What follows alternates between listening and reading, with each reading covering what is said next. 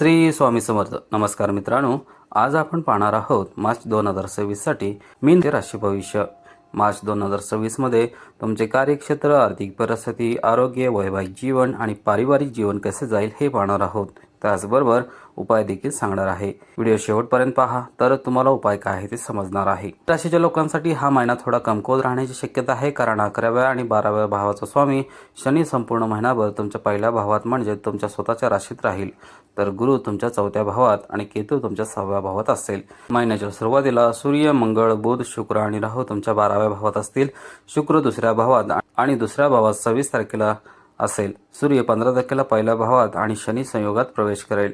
हे स्पष्टपणे आरोग्याच्या समस्यांमध्ये वाढ दर्शवते.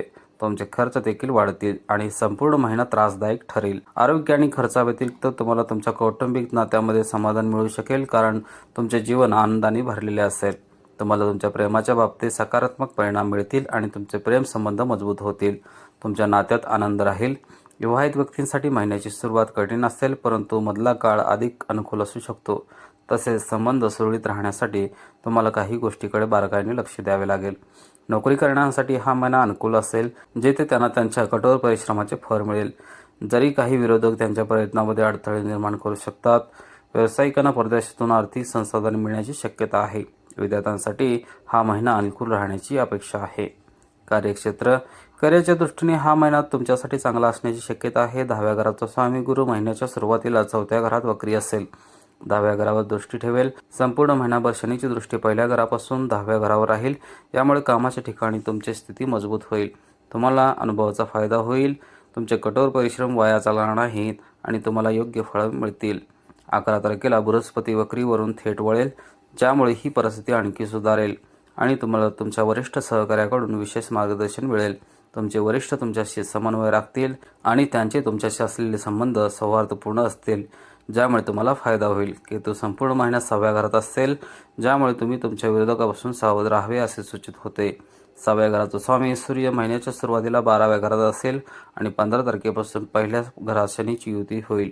यामुळे तुमच्या कामात काही आव्हाने आणि आरोग्य समस्या येऊ शकतात, म्हणून सावधगिरी बाळगा.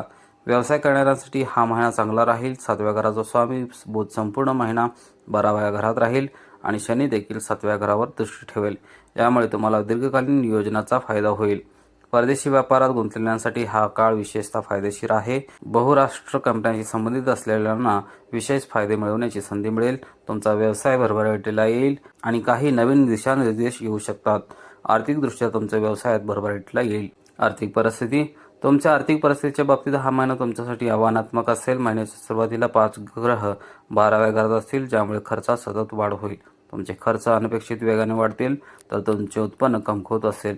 यामुळे तुम्हाला अडचणी येऊ शकतात. लक्षात ठेवा की तुम्हाला तुमचे खर्च हाताळावे लागतील. त्यापैकी काही आवश्यक असेल, त्यामुळे तुम्ही ते टाळू शकणार नाही. तसेच इतर अनावश्यक खर्च टाळण्याचा आणि चांगले बजेट राखण्याचा प्रयत्न करा.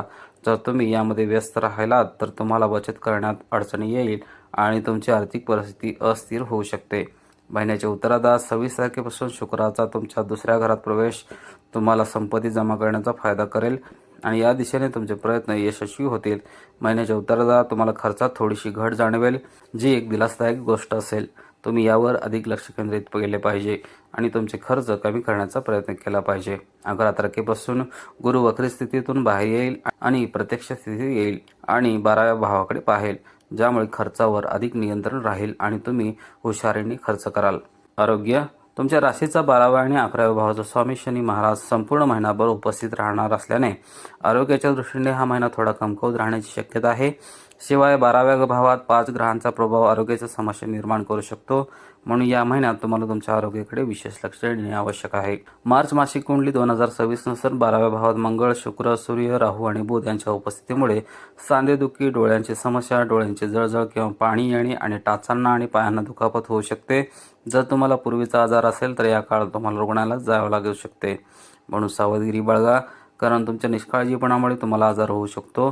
12व्या भावापासून शुक्र काही प्रमाणात आराम देईल आणि 15व्या भावापासून सूर्य 12व्या भावापासून पहिल्या भावात जाईल. त्यामुळे मानसिक ताण आणि डोकेदुखी होऊ शकते. 26व्या भावापासून शुक्र तुमच्या 12व्या भावात प्रवेश करेल आणि तोपर्यंत गुरु देखील 11व्या भावापासून थेट होईल, ज्यामुळे तुमच्या आरोग्याच्या समस्या काही प्रमाणात कमी होतील. 6व्या भावात स्थित केतू तुम्हाला आजारी देखील बनवू शकतो, म्हणून आत्मसंयम बाळगा आणि निरोगी आहार घ्या. प्रेम आणि लग्न. हा महिना तुमच्या प्रेम जीवनासाठी आशादायक दिसत आहे. तुम्ही तुमचे प्रेम जीवन तुमच्या इच्छेनुसार घेऊ शकता. 5व्या भावापासून 8व्या भावापर्यंत कोणत्याही अशुभ प्रभावाची अनुपस्थिती तुमच्या प्रेम जीवनात सकारात्मक परिणाम देईल. तसेच 5व्या भावापासून 8व्या भावापर्यंत अनेक ग्रहांचा प्रभाव सूचित करतो की तुमच्या प्रिय व्यक्तीला आरोग्याच्या समस्या असू शकतात. म्हणून तुम्ही त्यांच्याशी सौहार्दपूर्ण संवाद साधावा आणि जर त्यांना काही समस्या असतील तर मदत करावी. शुक्र ग्रहाचा प्रभाव तुमच्या नात्यात प्रेम वाढवेल. शनिदेवाच्या आशीर्वादाने तुम्ही संतुलन राखाल आणि नियमानुसार तुमचे जीवन जगाल, ज्यामुळे तुमच्या आणि तुमच्या प्रिय व्यक्तीमधील समस्या दूर होतील आणि परस्पर प्रेम वाढेल. तुमचे प्रेम फुलेल आणि तुमच्या नात्याला दिशा देण्यात यशस्वी होऊ शकता. जर तुम्ही विवाहित असाल तर हा काळ तुमच्यासाठी अनुकूल असेल. परंतु 7व्या भावाचा स्वामी बुध ग्रहाचे 12व्या भावात विरुद्ध स्वभावाने ग्रह असल्याने त्यांचे स्थान फारसे अनुकूल नाही आणि यामुळे भांडणे वादविवाद होऊ शकतात. जर तुम्हाला हे टाळायचे असेल तर तुमच्या जोडीदाराला अत्यंत महत्त्व द्या. त्यांचे म्हणणे काळजीपूर्वक ऐका आणि कोणतेही गैरसमज दूर करण्याचा प्रामाणिक प्रयत्न करा. यामुळे तुमचे नाते सुधारेल. लक्षात ठेवा, कोणत्याही बाहेरील व्यक्तीला तुमचे नाते ताब्यात घेऊ देऊ नका. कौटुंबिक जीवन. हा महिना कौटुंबिक बाबीसाठी अनुकूल असण्याची शक्यता आहे. 2ऱ्या घराचा स्वामी मंगळ संपूर्ण महिना 12व्या घरात राहील. राहू, रवी, बुध आणि शुक्र यांच्या साथीने कुटुंबातील एखादा सदस्य परदेश प्रवास करू शकेल. तुमच्या कुटुंबाच्या कल्याणासाठी काही पैसे खर्च करण्याची संधी मिळू शकतात. संपूर्ण महिनाभर गुरु 4थ्या घरात असेल आणि 4थ्या घराचा स्वामी बुध देखील संपूर्ण महिनाभर 12व्या घरात असेल, ज्यामुळे कुटुंबात वारंवार बाहेरगावी जाण्याची शक्यता असते. 3ऱ्या घरावर शनीचा पूर्ण प्रभाव असेल. या व्यतिरिक्त 3ऱ्या घराचा स्वामी शुक्र महिन्याच्या सुरुवातीला 12व्या घरात 2ऱ्या घरातून पहिले घर आणि 26 तारखेपासून 2ऱ्या घरातून प्रवेश करेल. यामुळे कुटुंबात सुसंवाद आणि प्रेम येईल. सर्वजण एकमेकावर मनापासून प्रेम करतील आणि आपुलकीच्या भावना वाढतील. कुटुंबातील ज्येष्ठ सदस्यांना खूप आदर आणि सन्मानाने वागवले जाईल. महिन्याच्या उत्तरार्धात कुटुंबात एखादी शुभ घटना घडू शकते, जी सर्वांना एकत्र आणेल आणि घरात आनंद आणेल. तुमच्या भावंडाकडून तुम्हाला उत्कृष्ट पाठिंबा मिळेल. ते तुम्हाला आनंद देतील आणि आर्थिक मदत देखील करू शकतात. 10व्या घरात गुरुची पूर्ण दृष्टी असल्याने तुम्हाला तुमच्या वडिलांकडून मार्गदर्शन मिळत राहील आणि त्यांचे आरोग्य देखील सुधारेल. तुमच्या आईला काही आरोग्य समस्यांनी त्रास होऊ शकतो, म्हणून तिच्या आरोग्याची काळजी घ्या. उपाय आहे, तुम्ही सोन्याच्या अंगठीत जडवलेले उच्च दर्जाचे पुष्कराज रत्न घ्यावे आणि ते गुरुवारी तुमच्या तर्जनीमध्ये घालावे. सोमवारी शिवरुद्राभिषेक केल्याने तुमच्या सर्व समस्यापासून रक्षण होईल. मंगळवारी भगवान हनुमानाची पूजा करा आणि त्यांना 4 केळी अर्पण करा. गुरुवारी उपवास केल्याने तुमच्यासाठी अनुकूल परिणाम मिळतील. व्हिडिओ आवडल्यास व्हिडिओला नक्की लाईक करा, शेअर करा आणि उमाशेखर ॲस्ट्रो चॅनलला सबस्क्राईब करायला विसरू नका आणि कमेंटमध्ये ओम नमः शिवाय लिहा. पुन्हा भेटू अशाच एका आध्यात्मिक आणि प्रेरणादायी माहितीच्या व्हिडिओसह. जय हिंद, जय महाराष्ट्र.